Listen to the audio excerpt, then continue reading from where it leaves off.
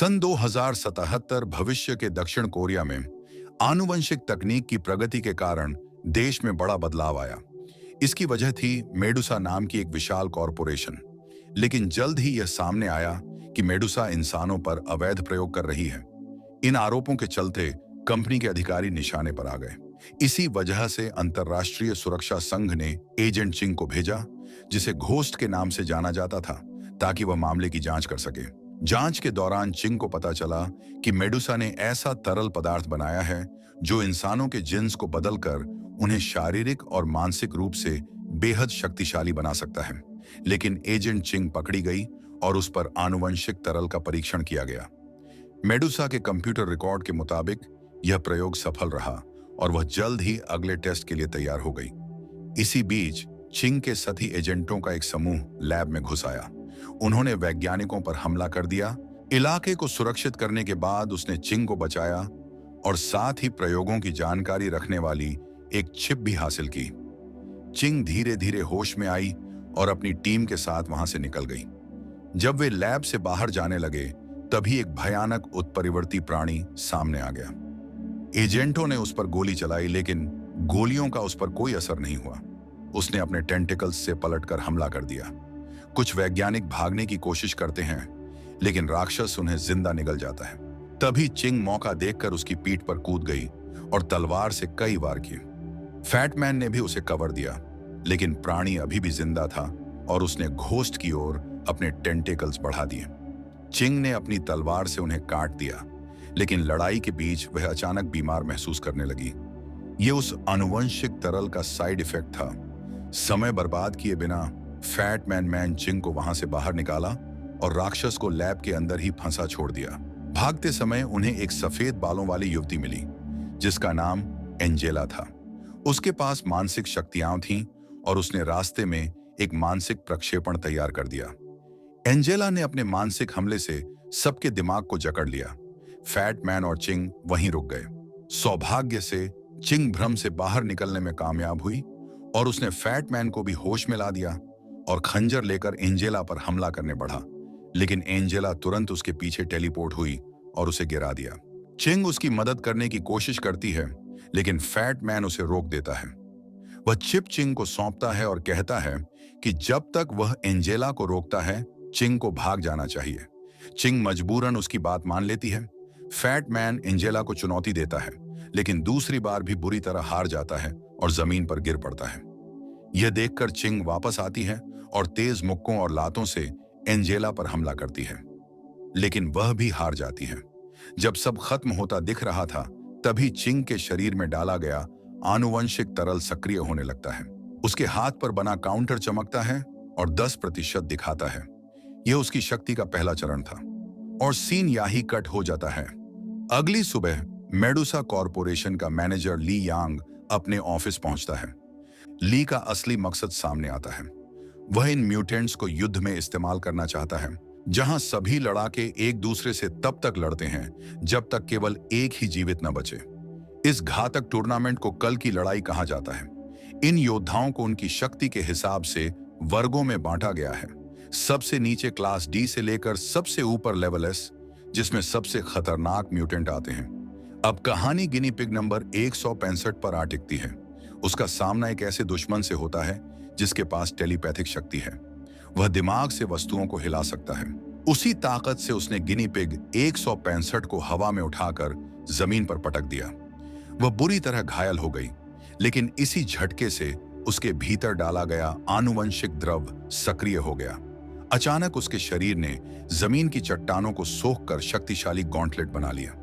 वह पलटवार करती है, एक जोरदार मुक्का मारती है और फिर सभी चट्टानों को आकाश में उठाकर उन्हें उल्का पिंड की तरह अपने प्रतिद्वंद्वी पर गिरा देती है। इस अद्भुत ताकत को देखकर उसे एक नए स्तर का म्यूटेंट घोषित कर दिया गया। अब वह कल की लड़ाई के मुख्य योद्धाओं में शामिल थी। इस सब का गवाह बनकर मेडुसा का प्रमुख ली यांग फैटमैन की ओर मुड़ता है और उससे पूछता है कि वह कौन है और डेटा चिप कहां छिपाई है। लेकिन फैटमैन चुप रहता है।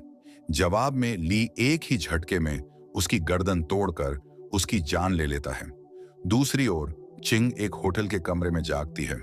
वहां एक युवक मौजूद होता है जो उसकी चिंता जताता है। लेकिन चिंग अभी भी सतर्क और आक्रामक उसे दीवार पर फेंक देती है और भाग जाती है। अंततः चाइना टाउन पहुंचती है।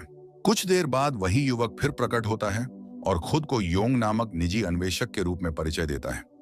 योंग चिंग को चेतावनी देने की कोशिश करता है कि वह खतरे में है, लेकिन चिंग को अपनी पिछली रात की कोई याद नहीं होती। जब वह उसे घूंसा मारती है तो अचानक समय उसके आसपास रुक जाता है। हैरान चिंग देखती है कि एक मजदूर लोहे की प्लेट से कुचला जाने वाला है। वह अचानक टेलीपोर्ट होकर उसे बचा लेती है। समय सामान्य होने पर चिंग खुद नहीं समझ पाती कि यह सब कैसे हुआ। इसी बीच निंजा हथियारों का एक दल प्रकट होता है और उस पर हमला करता है, लेकिन चिंग अपनी नई शक्तियों का इस्तेमाल करती है। अलौकिक स्पीड और ताकत से वह सबको हरा देती है। बाद में योंग चिंग को अपने अपार्टमेंट ले जाता है और बताता है कि उसने चिंग को सीवर से बेहोश हालत में निकाला था। इंटरनेट पर उसकी कोई पहचान दर्ज नहीं है, जिससे उसका अतीत और भी रहस्यमय हो जाता है। दोनों मिलकर उस चोरी हुई डेटा चिप को डिकोड करने की कोशिश करते हैं जो चिंग के कपड़ों से मिली थी। योंग बताता है कि चिप पर इतना एडवांस एन्क्रिप्शन है कि उसे तोड़ने में लंबा समय लगेगा।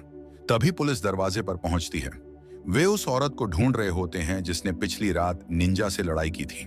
योंग झूठ बोलता है कि उसने कुछ नहीं देखा। पुलिस ज्यादा दबाव डालती है, तभी चिंग खुद को उसकी प्रेमिका के रूप में पेश कर देती है। पुलिस इस धोखे में आकर वहां से चली जाती है। हालांकि शांति ज्यादा देर तक नहीं रहती। अचानक एक विशाल पत्थर खिड़की तोड़कर अंदर आता है।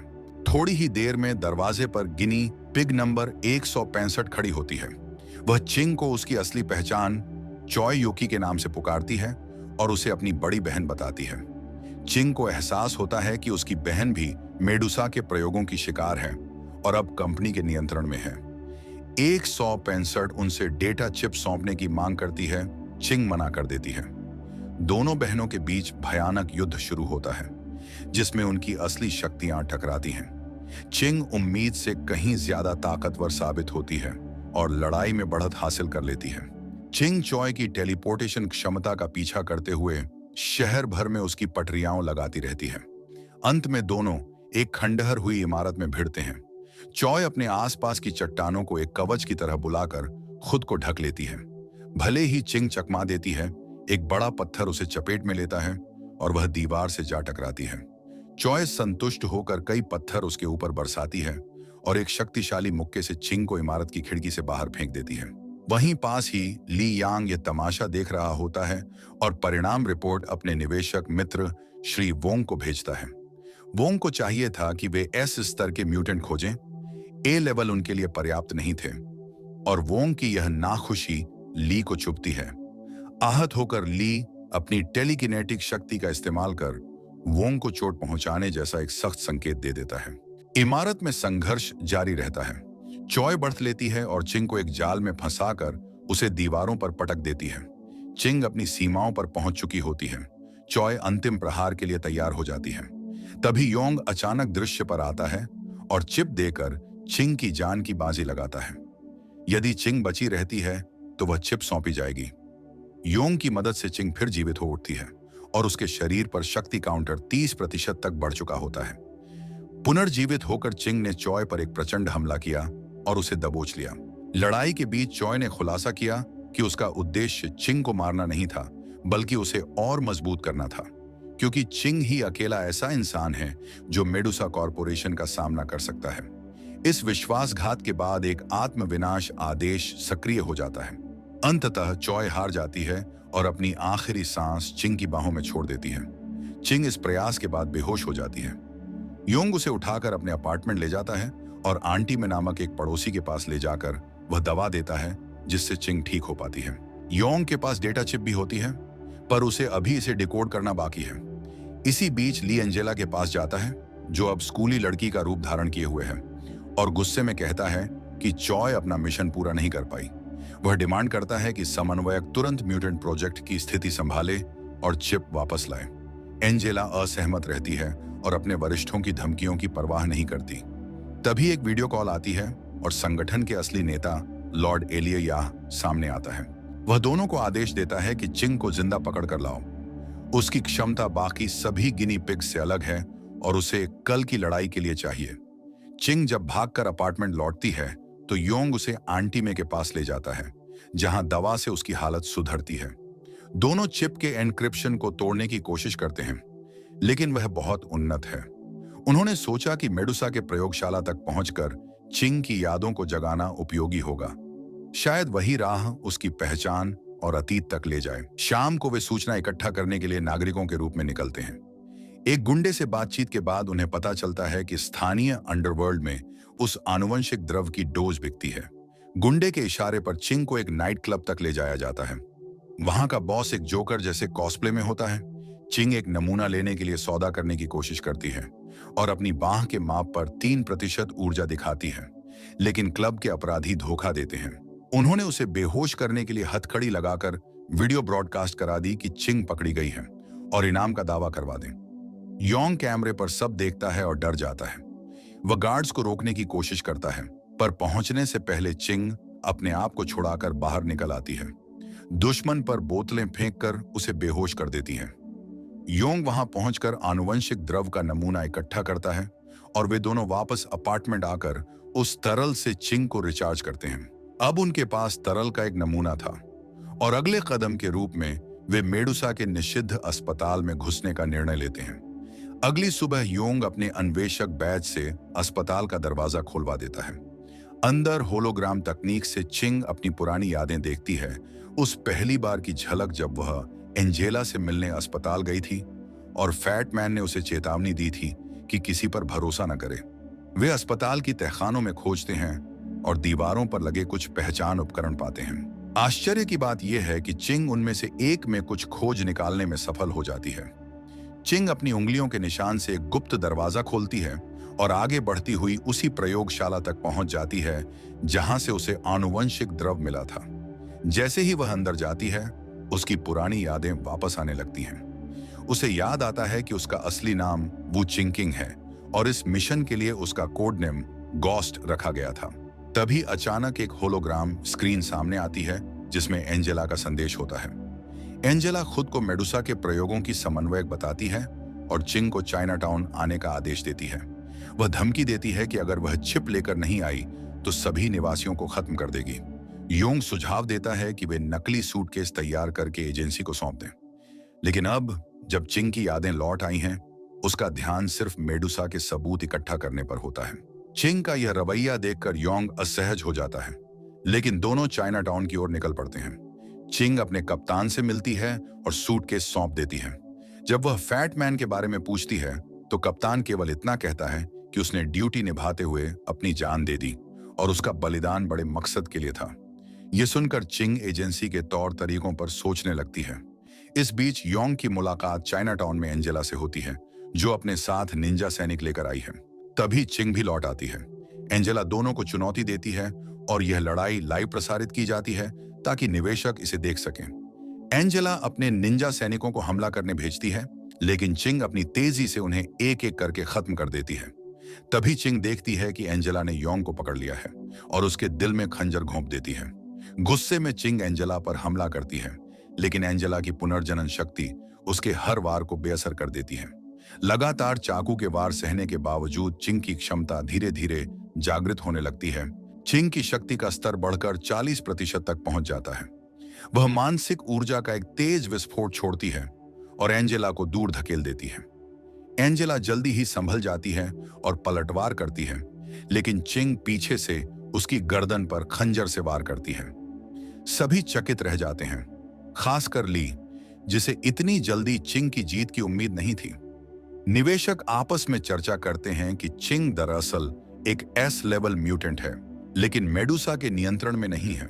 ली समझाने की कोशिश करता है, लेकिन एक निवेशक उसे खतरनाक हथियार बनाने का दोष देता है। गुस्से में ली अपनी टेलीकिनेसिस से उसे मार गिराता है।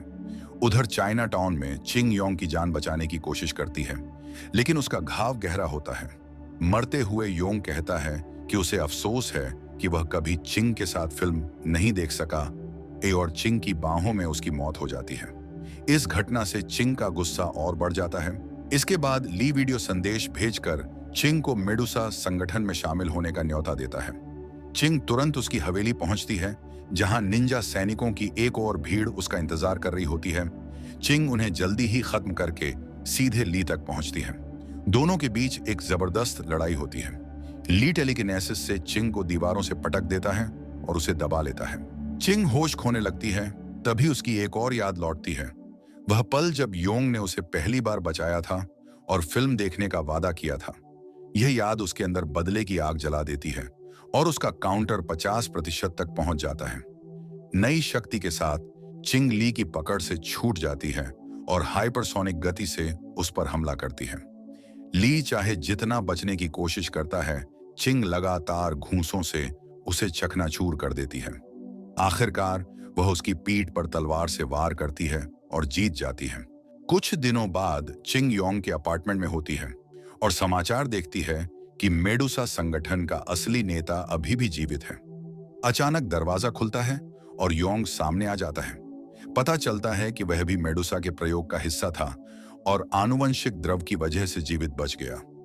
दोनों फिर से मिलते हैं और तय करते हैं कि वे संगठन के खिलाफ अपनी लड़ाई जारी रखेंगे और इस बार सच में एक साथ फिल्म भी देखेंगे। आखिरी दृश्य में चिंग अपने कोडनेम गोस्ट का इस्तेमाल करके कप्तान से अनुमति लेती है। शहर की एक ऊंची इमारत पर खड़ी होकर वह हाथ उठाती है और हवा में गायब हो जाती है। लेकिन पर्दे के पीछे असली नेता लॉर्ड एल अपने ठिकाने में प्रकट होता है। उसका चेहरा बिल्कुल ली योंगशिन जैसा है, जिससे साफ हो जाता है कि ली महज एक क्लोन था। फिल्म यहीं पर खत्म हो जाती है। ये थी म्यूटेंट गोस्ट वॉर गर्ल की कहानी। दोस्तों, अगर आपको वीडियो पसंद आया हो तो इसे लाइक जरूर करें और ऐसे ही कंटेंट और कहानियों के लिए सब्सक्राइब करना मत भूलें।